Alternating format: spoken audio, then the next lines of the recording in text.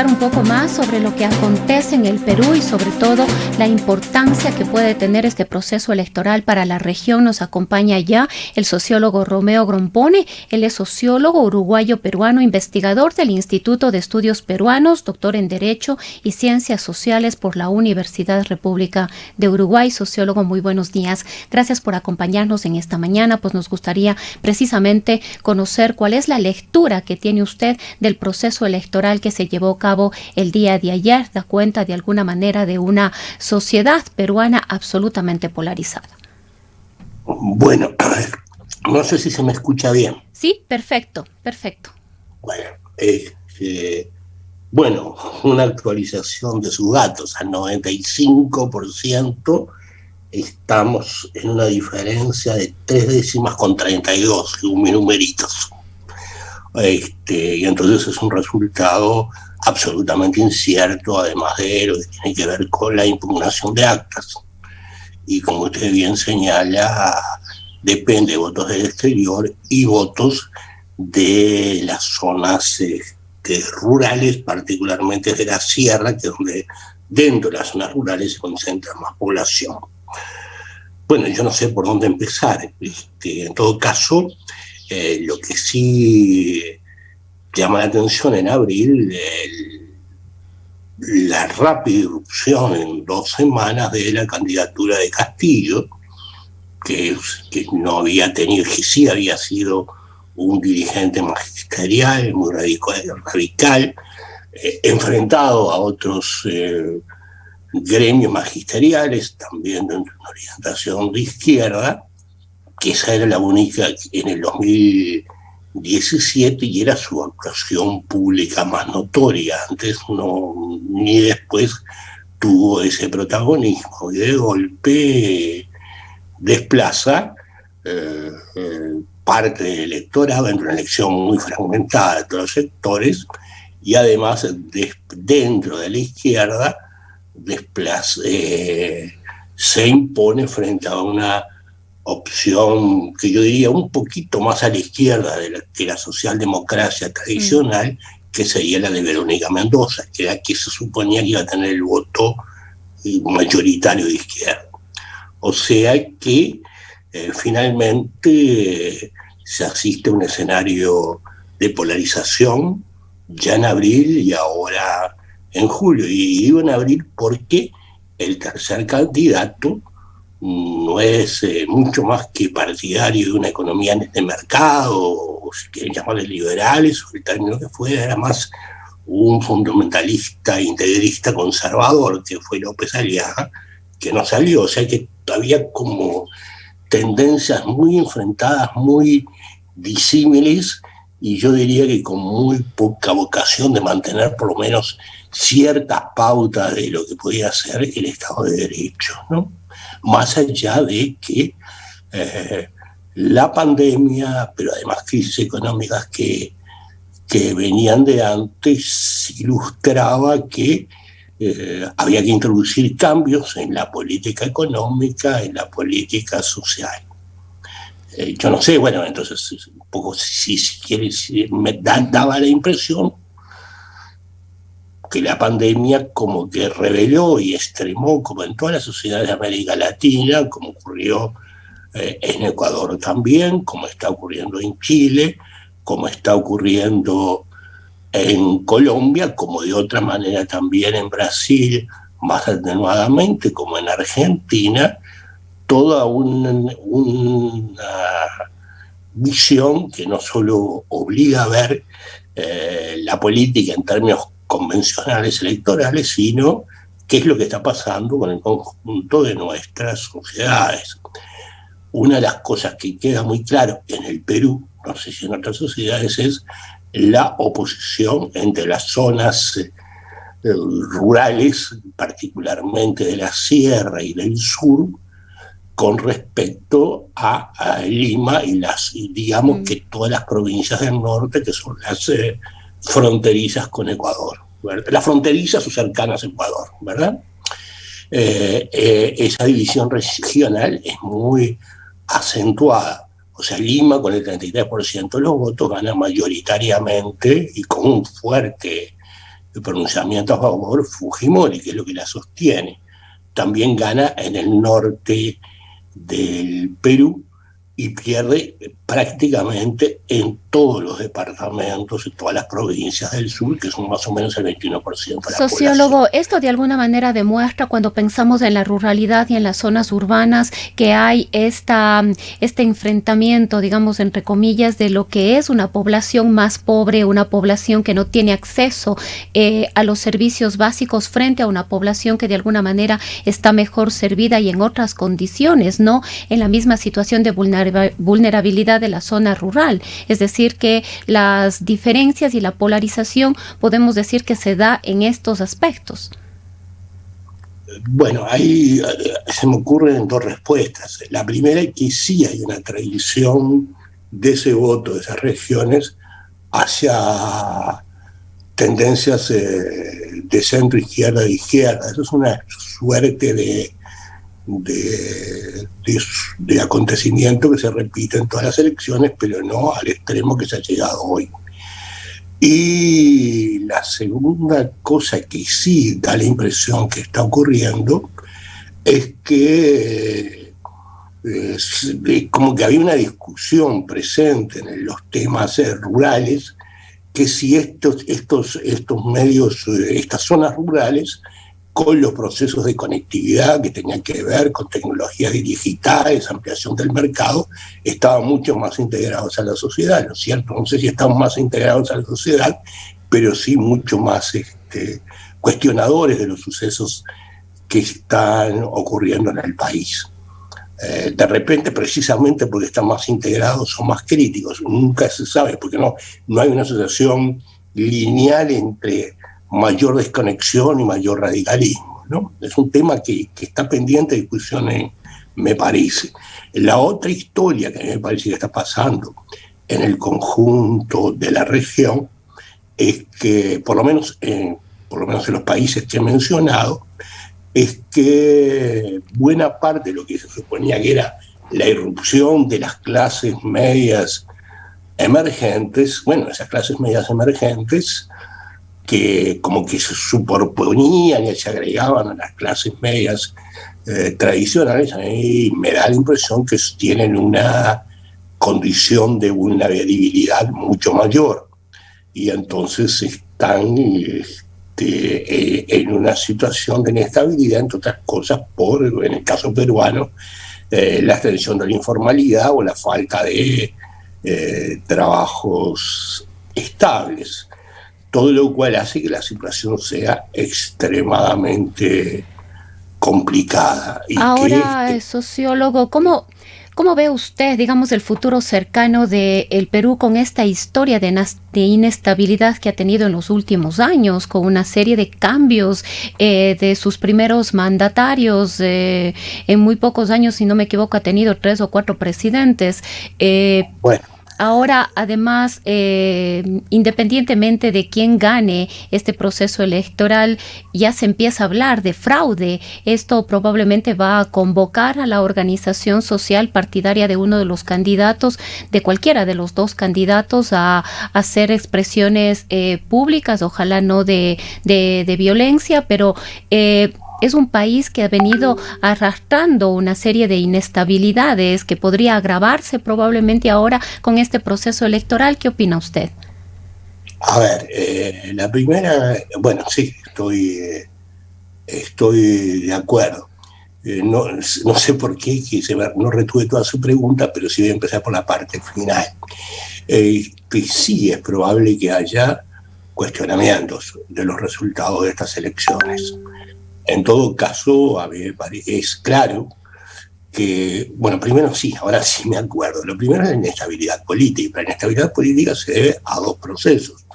Uno es todas las revelaciones de la corrupción que existieron en estos últimos 7, 8 años a partir de las revelaciones del caso Odebrecht, fundamentalmente, que tocaron incluso a las a muchas de las principales empresas del Perú, lo que trajo una situación de descrédito. Probablemente esos procesos venían de antes, pero en este caso se hicieron muy extremos. La segunda cosa que va a ocurrir, y el segundo proceso con respecto y eso hace la segunda factor de inestabilidad, es los conflictos entre ejecutivo y legislativo, en que se llegaban a soluciones de disolución del Congreso, destitución del Parlamento, ¿verdad? O destitución del presidente, que tenían en los dos casos una dudosa constitución, una dudosa fundamentación. Que me acuerdo un sociólogo, un politólogo ecuatoriano, Simón Pachano, que decía que en Ecuador muchas veces las instituciones no se utilizaban como marco para dirimir los conflictos, sino que las instituciones de alguna manera se las manejaba como instrumento para polarizar los conflictos. En el Perú me parece que se ha llegado al extremo de esta situación. Eso en cuanto al ámbito institucional, y entonces vamos a estar ante gobiernos inestables con amenazas recíprocas. La segunda idea es que, bueno, evidentemente, Castillo representa una opción de ultraizquierda no muy conocida, y Keiko Fujimori una derecha autoritaria. Ahora, yo tengo una impresión, y es que, a diferencia de otras izquierdas, no me voy a poner a discutir la corrección o no de sus planteamientos, sino simplemente señalar que en el caso de Ecuador, en el caso de Colombia, de manera medio inorgánica en Chile, en el caso de Brasil, en el caso de Argentina, en el caso de Uruguay, esas izquierdas, con malas o buenas, no estoy tratando de hacer un juicio de valor, tienen organizaciones políticas relativamente sólidas y cierto apoyo atrás. Yo no veo que detrás de Castillo exista una organización, existe como un ánimo popular de una voluntad de cambio, pero ninguna forma de encauzamiento organizativo. Entonces, tanto el triunfo de Castillo traería inestabilidad, tanto como el de Keiko Fujimori, sino que además esas protestas las que van a ocurrir serían probablemente muy fuertes, pero también muy como dispersas en el espacio y sin capacidad de cuajar en un movimiento autónomo relativamente fuerte. Entonces es una situación en que la polarización va a seguir, pero donde me parece que es en el caso de la hipótesis de un triunfo de Keiko Fujimori, incluso porque tiene alianzas parlamentarias mayores, de más amplio espectro, puede manejar mejor la situación que Castillo, independientemente del juicio de valor que nos maneja cada uno de los dos. Ahora, sociólogo, saliéndonos ya del Perú y pensando en la región, usted ya ha hecho referencia, Ecuador acaba de tener un proceso electoral, estamos con el presidente recientemente electo, Guillermo Lasso, candidato de la derecha, pero vemos, como usted mismo ya nos ha manifestado, cómo se han venido dando las cosas en los países de esta zona, ¿no? Tenemos a Colombia, que está enfrentando una crisis profunda con todo lo que hemos visto en el transcurso de estos días. Estamos en este proceso electoral todavía incierto en el Perú. Nos gustaría conocer cuál es el análisis que tiene usted sobre cuánto puede incidir estos procesos electorales que acabamos de vivir, tanto Ecuador, lo que está ocurriendo en el Perú, en el contexto de la región. Parece que hemos vivido una época nuevamente de cambios del socialismo del siglo XXI, como que se está retornando a los gobiernos de derecha. ¿Es así?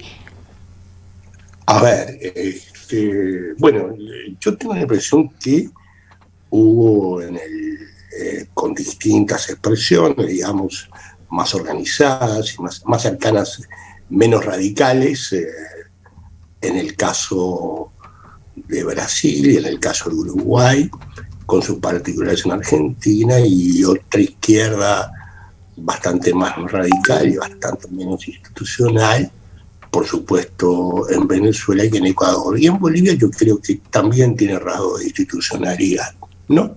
Bajo parámetros diferentes.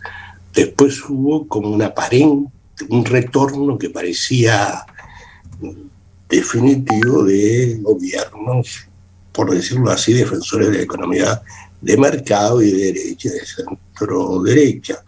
Bueno, el extremo de la derecha fue el de Bolsonaro, el triunfo de Bolsonaro, pero también ocurre en Uruguay, pasa con Macri en Argentina, bueno, ahora ha ocurrido con Lasso en un proceso que no entiendo muy bien las razones que dividen el movimiento indígena con la candidatura de Arauz, pero lo que siento es que estamos como en una situación, bueno, y el caso de Colombia, donde hay una protesta social que aparentemente todavía no cuaja movimientos políticos fuertes, y en el caso de Chile, de la misma manera, pero sí con una tradición de organización de la sociedad civil más fuerte. Lo que quiero decir que a diferencia de lo que era el giro a la izquierda de principios de este siglo, esta vez no son tan claras, para bien o para mal, las alternativas organizativas y de la sociedad que estas izquierdas proponen. Entonces estamos en una situación, me parece, en el continente muy particularmente compleja, porque por un lado se está rechazando ciertos rasgos de un modelo que yo no estoy formulando críticas de ningún modelo en especial en este momento, tengo mi opinión, por supuesto. Hay unas críticas a los ciertos cambios que ha impuesto una economía de mercado, pero no hay todavía, salvo el caso del gobierno derrotado de Uruguay, salvo algunas expresiones en Brasil y en Argentina, una propuesta organizativa de cambio desde la izquierda. Es una izquierda mucho, y en Bolivia también, que es izquierda organizada, es una izquierda mucho más dispersa, con mucho menos clara en las propuestas, muy asentada en liderazgos precarios. Y me parece que buena parte de las élites políticas del continente, económicas y sobre todo económicas, tampoco entienden los alcances de la gravedad de la situación. Entonces estamos no solo es una situación polarizada, sino una situación en que no emergen con claridad fuerzas que puedan plantear en uno u otro sentido una alternativa que al mismo tiempo fomente la democracia e ideas de inclusión social y un crecimiento económico sostenido. Me parece que todas esas cosas en que nosotros nos tratábamos de afirmar hace 10 o 15 años se están diluyendo. No es un proceso solo de América Latina, pero en el caso de América del Sur se está sintiendo en Europa también, pero en América del Sur se siente con mucha más intensidad, sobre todo además en el caso de Venezuela, que es particularmente extremo. Bien, queremos agradecer la participación del sociólogo Romeo Grompone. Sociólogo, muchísimas gracias. Quizás alguna última reflexión de forma muy concreta para ir cerrando este diálogo. Bueno, no, estamos en un momento de incertidumbre y bueno, quizás una nota un poco pesimista. Uno puede aspirar a que sectores de derecha y de izquierda más comprometidas con la democracia puedan poner de alguna manera contrapesos a esta situación. Pero eso me parece que está, en el caso peruano, por lo menos, puesto bastante en cuestión, por lo menos en el próximo periodo. Sociólogo, muchísimas gracias. Son las 8 de la mañana con 56 minutos. Cuenca, año 2050. Cuando la contaminación y la escasez de agua son problemas en todo el mundo, en Cuenca, Ecuador, todavía se vive tan bien como hace 30 años. Esto gracias a que los cuencanos tomaron decisiones correctas, como la construcción del proyecto hidroeléctrico Soldados Yanuncay, que ha generado 22 megavatios de energía limpia, reguló el caudal del río Yanuncay y garantizó el agua potable para Cuenca y agua de riego para San Joaquín y Baños. Aunque esto parezca ficción, es nuestro compromiso con Cuenca Bicentenaria, el Ecaustro. Juntos generamos agua y energía para la vida.